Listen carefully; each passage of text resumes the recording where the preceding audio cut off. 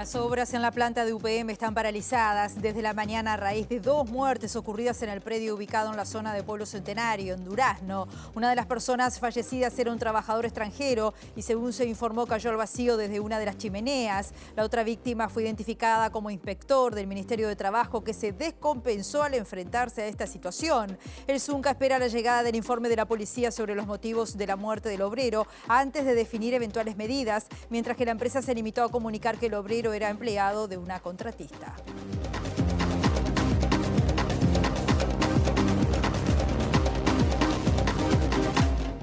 ¿Qué tal? ¿Cómo están? Bienvenidas y bienvenidos a MBD Noticias. Comenzamos el informativo desde Montevideo, donde se presenta a esta hora el tiempo con 14 grados y 18 grados es la máxima anunciada por Inumet. Para la tarde y noche se anuncia un tiempo con cielo nuboso y cubierto y precipitaciones y tormentas aisladas. Estamos con mucha niebla y ante la presencia de niebla se recuerda la necesidad de usar las luces cortas encendidas y a quienes transitan en moto o bicicleta usar el chaleco reflectivo. Hay que tener cuidado en varios puntos de Montevideo y, por ejemplo, media calzada para transitar por la calle Andes entre Soriano y San José. Esta situación se va a extender hasta el próximo viernes. O también hay un corte total por llenado de hormigón en la calle Andrés Gómez desde Retamosa hasta Michigan. Toda esta información y más la pueden tener ustedes en las redes en Montevideo Tránsito. Momento de compartir con ustedes otros titulares.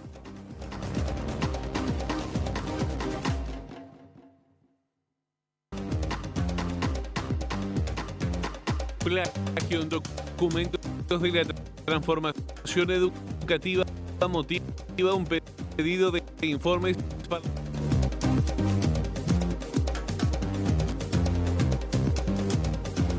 Vamos a los móviles, tenemos obviamente un problema técnico allí que ya vamos a solucionar. Vamos a ver en qué están trabajando nuestros compañeros. Es el caso de Luca Veloz. Adelante, Luca, ¿cómo estás? Bienvenido, buen mediodía para ti. Buen mediodía, Rosina. Estamos en la sede de la Intendencia de Montevideo porque el Congreso de Intendentes extendió un plazo de 120 días para el reempadronamiento de las matrículas y la libreta de propiedad de los vehículos que circulan en nuestro país. La Intendencia de Montevideo habilitó entonces su página web y también un teléfono celular para, a través de WhatsApp, agendarse y hacer ese trámite sin costo. Reiteramos, 120 días, vence el 31 de agosto. En minutos vamos a dar más detalles sobre esto. Muchas gracias, Lucas. El otro móvil está a cargo de Mauricio Pérez. Buen mediodía para ti, Mauricio. ¿Cómo estás? ¿Dónde estás? Buen mediodía, Rosina. Nosotros nos encontramos aquí en la sede de la Asociación de Magistrados del Uruguay. La semana pasada la Suprema Corte de Justicia declaró la inconstitucionalidad de la ley que consagró los concursos para el ingreso y ascenso de magistrados, y en este marco la Asociación de Magistrados realizó una conferencia de prensa para anunciar los pasos que se continuarán para lograr la transparencia en lo que es la carrera judicial. En instantes estamos ampliando la información. Muchas gracias, Mauricio. Debemos hacer una breve pausa. Volvemos enseguida.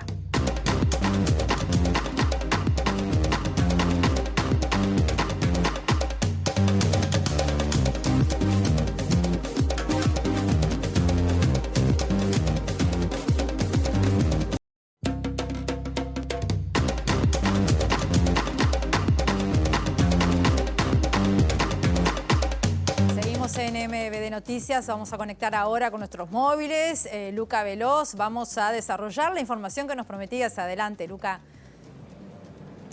Exactamente, Rosina, como la adelantamos, hasta el 31 de agosto el Congreso de Intendentes extendió el plazo para el reempadronamiento de los vehículos que circulan en nuestro país, los vehículos que circulan fuera de su lugar de residencia, y lo harán sin costo. La Intendencia de Montevideo habilitó 3 vías para hacerlo, una en la página web, hay un teléfono que es el 1950-4000 y también un servicio de WhatsApp donde se podrán agendar automáticamente. Estamos con Fernanda Artagabeitia, la directora de Tránsito de la Intendencia. Bueno, esta extensión, ¿en qué condiciones se da? Buen mediodía para todos, ¿qué tal? Bueno, el objetivo de este plan es que todos los titulares de los vehículos reempadronen sus vehículos en su lugar de residencia Desde la Intendencia de Montevideo lo que queremos hacer es facilitar este trámite para todos los ciudadanos y ciudadanas. Ya teníamos habilitada la agenda web, tenemos habilitado la opción telefónica, 1950-4000 opción 2, y hoy lo que estamos anunciando es una nueva modalidad que es a través del WhatsApp, el 0990-1950-0. Allí es el número de la Intendencia, la habitual, donde está la opción de reempadronamiento, y eso se deriva en una persona que es la que atiende y evacúa todas las dudas. Esto es una manera de facilitar para aquellos que no manejen la agenda web o que no puedan acceder a través del teléfono, pero además una manera de evacuar las dudas, porque son trámites muy particulares que tienen muchos requerimientos, depende de cada caso. Entonces, al estar una persona detrás, puede hacer todo el intercambio necesario para evacuarse todas las dudas y poder hacer el trámite fácilmente. Queremos recordar que el trámite es gratuito para aquellos quienes se agenden hasta el 31 de agosto. Puede que la fecha sea posterior, igualmente. Pueden dar fecha para después. Exacto, puede que le toque fecha en septiembre, en octubre. De todos modos, entra en el plan de reempadronamiento en el pueblo y se exoneran los costos del trámite y los costos de la matrícula y del identificador del vehículo, de la libreta del vehículo. ¿Cuánto es más o menos el costo hoy de esto, de cada matrícula, cada chapa? Las chapas y la libreta tienen un costo de aproximadamente 4.055 pesos. Esto es lo que se está exonerando. Si además uno no es titular y tiene que hacer la transferencia para reempadronar, también se está exonerando ese trámite. Entonces esta es una muy buena oportunidad para aprovechar y reempadronar. ¿Cuáles son los documentos que tiene que presentar el que no es titular, el dueño? Bueno, en realidad depende de cada situación, es sumamente particular, por eso los invitamos a entrar en la web o solicitar asistencia a través del WhatsApp, pero básicamente, bueno, son los datos identificatorios de la persona, del vehículo, y ir acompañados del vehículo porque se le hace una inspección técnica. ¿Hay una estimación de cuántos vehículos más o menos circulan en estas condiciones que no pertenece la chapa donde viven? En realidad no, al día de hoy no, hay un informe de SUSIBE que dice que hay vehículos previos al 2011 que son más o menos 200.000 y se espera que esos, la mayoría, sanee su situación en estas condiciones, ¿no?, que se están dando ahora. Es muy importante, son miles en Montevideo, decenas de miles, entonces, ¿son 200.000 en todo el país? Sí, la idea es regularizar la situación a nivel nacional. Nosotros estamos llamando a todos nuestros ciudadanos y ciudadanas a que regularicen esta situación. Le estamos dando todas las facilidades que podemos dar. Directora, en estas últimas horas se dio una polémica por la idea de bajar la edad en la libreta de conducir. La intendenta ya marcó una posición, pero ¿qué se está trabajando desde Tránsito? Bueno, nosotros estamos esperando que la propuesta se haga en el ámbito apropiado y luego cuando tengamos sobre la mesa todo lo que son las justificaciones del caso, se estudiará con nuestros técnicos y con nuestros asesores. ¿En qué nivel de fiscalización está Montevideo hoy en el cumplimiento de las normas?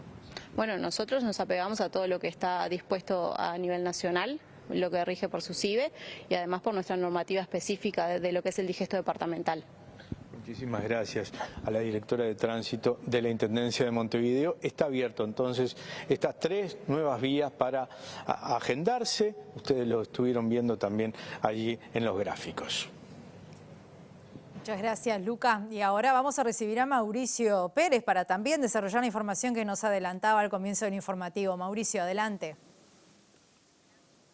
Así es, Rosina, como decíamos, la Suprema Corte de Justicia declaró la semana pasada la inconstitucionalidad de la ley que consagró los concursos para el ingreso y ascenso de magistrados dentro del Poder Judicial. Para hablar de este tema estamos con la presidenta de la Asociación de Magistrados, Beatriz Larrié, para consultarlo sobre cómo fue la valoración que se tiene del gremio de jueces de esta resolución, teniendo en cuenta que ustedes tenían una visión positiva de esa norma.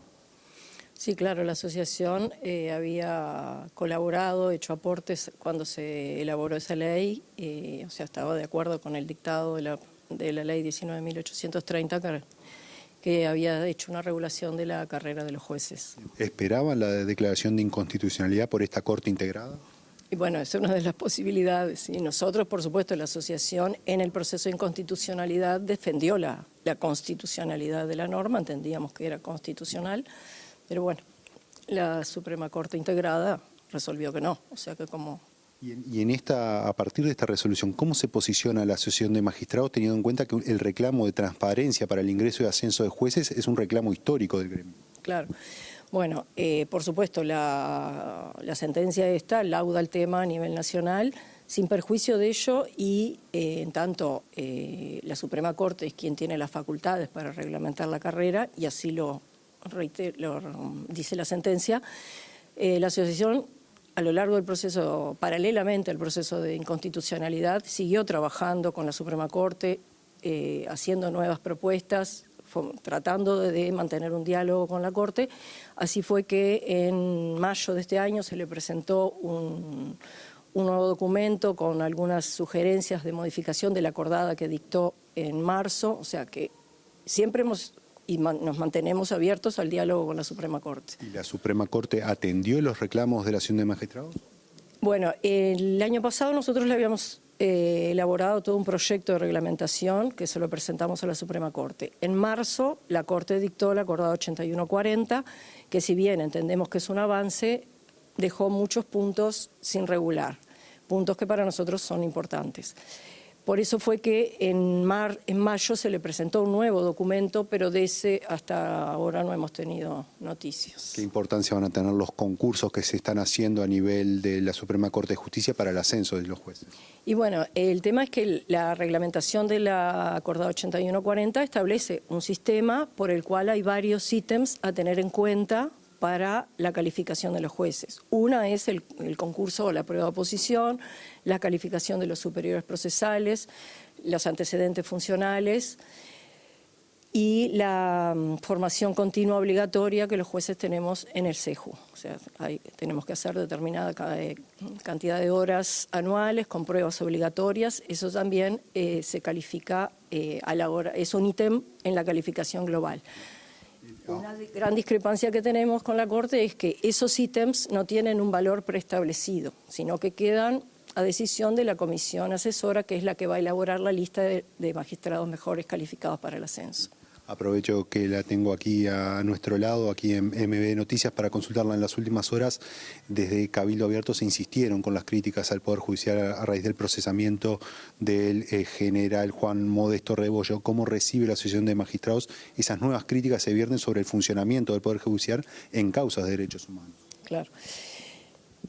Sobre este tema en concreto sí lo leí en la prensa, lo hemos leído en los directivos, pero todavía la asociación no lo ha analizado en la directiva, o sea que al respecto no me puedo pronunciar como por la asociación. Lo que puedo decir, que es lo que hemos dicho en otros casos similares, es que bueno, las personas afectadas, el proceso tiene las debidas garantías, la persona afectada, en este caso la persona procesada, tiene el recurso correspondiente ante el Tribunal de Apelaciones para que se revise su caso, o sea que se le dan las garantías necesarias como en todos los procesos. Que en este caso sean reiteradas las críticas desde un partido político en particular, pero también desde el ex fiscal Gustavo Zubía, que también tuvo una visión crítica. ¿Siguen generando presión sobre el Poder Judicial para definir estos casos? Eso le puedo dar una respuesta personal. Entiendo que no. Digo, las críticas a las sentencias siempre, o sea, está bien que las sentencias sean criticadas. Lo que la asociación no comparte es cuando se hacen críticas de índole personal a los jueces o agravios personales a los jueces. Doctora Beatriz Larrie, presidenta de la Asociación de Magistrados, sí, dígame. Lo que quedó, que de pronto no lo dije en el tema carrera, lo que ahora la asociación ha decidido, más allá de que siempre sigue abierta el diálogo con la Suprema Corte, es iniciar contactos para llevar la situación de la carrera judicial de los jueces uruguayos a nivel internacional. Tenemos esta semana una entrevista con los directivos de la Federación Latinoamericana de Magistrados y ya estamos en conversaciones con YELSUR para, bueno, ver de qué manera este tema se puede llevar a nivel internacional. ¿Puede llegar a la Corte Interamericana entonces el tema? No sé si a la Corte, pero hay distintos organismos que pueden llegar a entender en el tema. Bien. Doctora Beatriz Larrie, presidenta de la Asociación de Magistrados, gracias por estos minutos con MB Noticias. Como veíamos, Rosina, dos temas relevantes y sobre todo este último, la presentación de elementos o recursos a nivel internacional por el tema de la defensa de la transparencia en la carrera judicial por parte de la Asociación de Magistrados. Volvemos con ustedes. Muy bien, Mauricio, muchas gracias. Y a propósito de uno de los temas que Mauricio hablaba con la doctora Larrié, dirigentes de Cabildo Abierto cuestionaron en las últimas horas el procesamiento con prisión del ex comandante en jefe del Ejército, Juan Modesto Rebollo, por el homicidio de las muchachas de Abril. La jueza Isaura Tórtora dispuso el procesamiento con prisión de general retirado Juan Modesto Rebollo como coautor del homicidio de las jóvenes Laura Raggio, Diana Maidanic y Silvia Reyes en abril de 1974. El excomandante en jefe del Ejército recibió el beneficio de la prisión domiciliaria. Tras el procesamiento, los principales dirigentes de Cabildo Abierto calificaron la resolución como un acto de venganza. Así lo confirmó, por ejemplo, el senador Guido Manini Ríos en sus redes sociales. Una vez más, dijo, se comprueba lo que todos sabemos y muchos no se animan a denunciar, lo que incluso Azucena Berruti y José Mujica dijeron. Esto no es justicia, es venganza, escribió el líder cabildante. En la misma línea se pronunció el senador Raúl Lozano, quien recordó que en ese operativo falleció el capitán Julio Gutiérrez y que el propio general Rebollo fue herido en un brazo. Luego de 48 años lo procesaron con prisión. Justicia, difícil de explicar, escribió Lozano. Las críticas de la resolución judicial también surgieron desde filas del Partido Colorado. El diputado Gustavo Zubía aseguró que el procesamiento del militar es absurdo, ya que la muerte de las jóvenes fue producto de un enfrentamiento armado.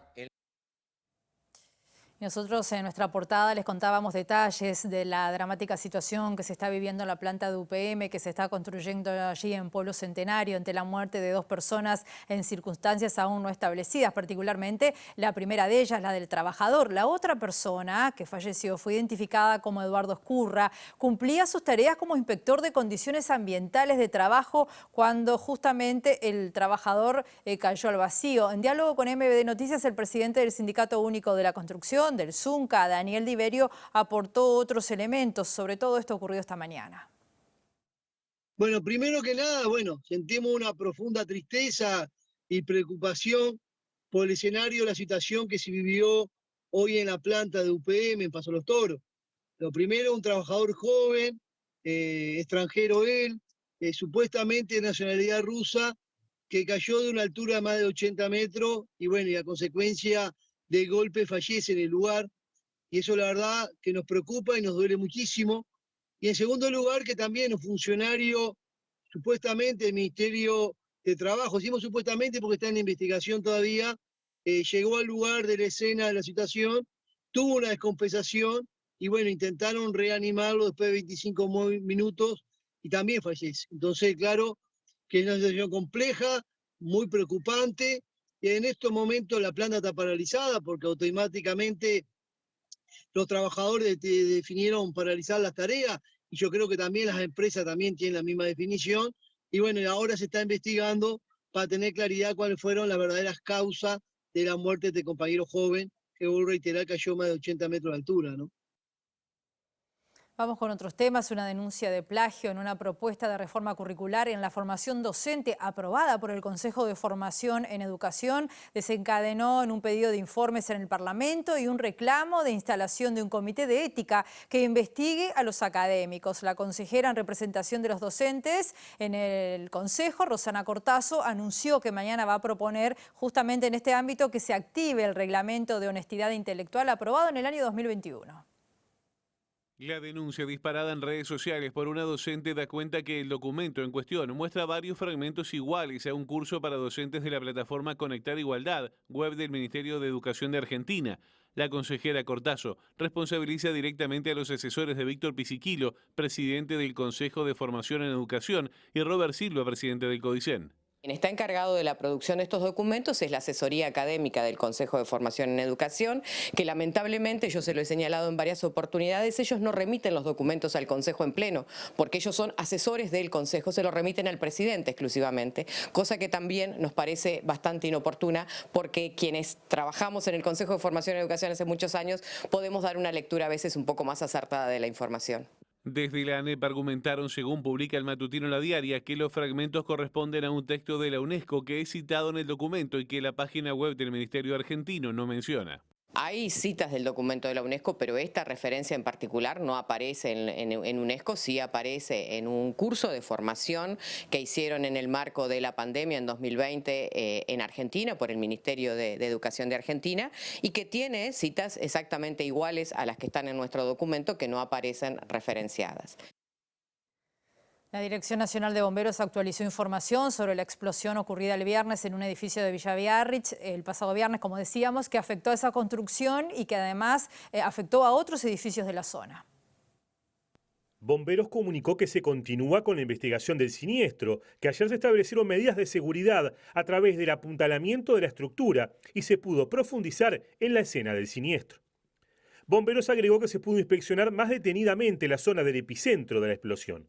También se recabaron más testimonios y averiguaciones y se continúa trabajando. Hasta el momento, y aunque se prevén varios días más de trabajo de investigación en el lugar, la hipótesis más firme continúa siendo la fuga de gas en el piso 3.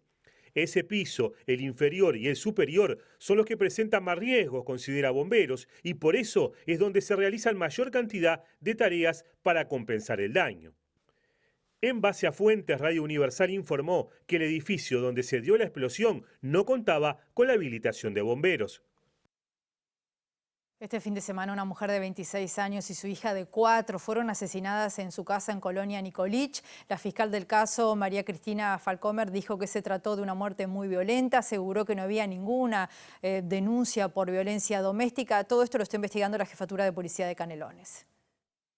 Estamos ante 2 muertes violentas con tercera o terceras personas involucradas. El Departamento de Homicidios está trabajando, recolectando información. Se está analizando lo que recolectó Policía Científica en la escena.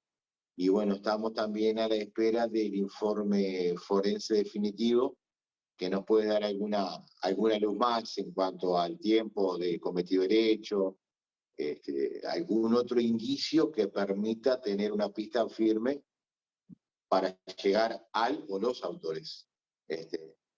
Yo reitero, estamos ante una muerte violenta en la que tenemos la certeza de que hay la participación de terceras personas. No descartamos ningún móvil, no descartamos ningún móvil por el momento. Se está trabajando.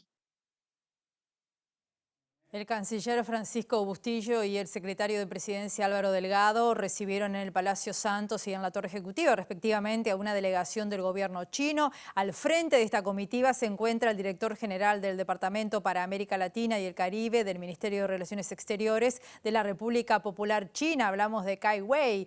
Bustillo destacó que la visita tiene una especial trascendencia por ser la primera desde el comienzo de la pandemia. Dijo que la agenda incluyó varios temas en la relación bilateral, por ejemplo, entre ellos la posibilidad cierta de arribar a un TLC entre ambas naciones. Ahora vamos a hacer una pausa muy breve y volvemos enseguida.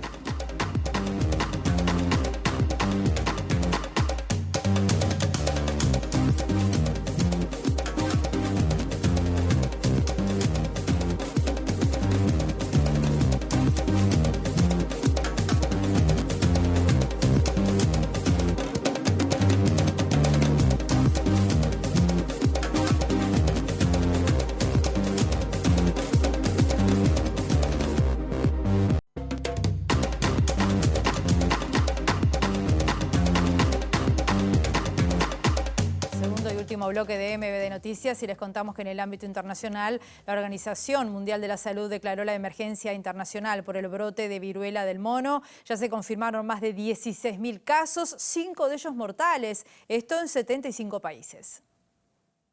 La decisión fue anunciada por el director general de la OMS, Tedros Adhanom, lo cual obliga a las redes sanitarias nacionales a aumentar sus medidas preventivas. En este sentido, el ministro de Salud Pública, Daniel Salinas, informó este fin de semana que se está elaborando una guía para personal sanitario sobre detección y tratamiento y que se establecieron contactos con proveedores de insumos médicos para atender esta enfermedad en caso de que ingrese al país. Los primeros casos de viruela del mono fuera de África Central y Occidental, donde el virus es endémico, se detectaron en mayo de 2022. Desde entonces la mayoría de los contagios se están dando en Europa, por ejemplo en Alemania, que ya registró más de 2.000, pero también en América Latina. En la región Perú, Chile, México y Brasil son los que más contagios detectaron, pero también se han dado en Argentina. En Uruguay las situaciones sospechosas fueron descartadas luego de los respectivos análisis realizados. Nos vamos, los invitamos a que nos acompañen hoy a las 19 horas en nuestra edición central. Que pasen muy bien.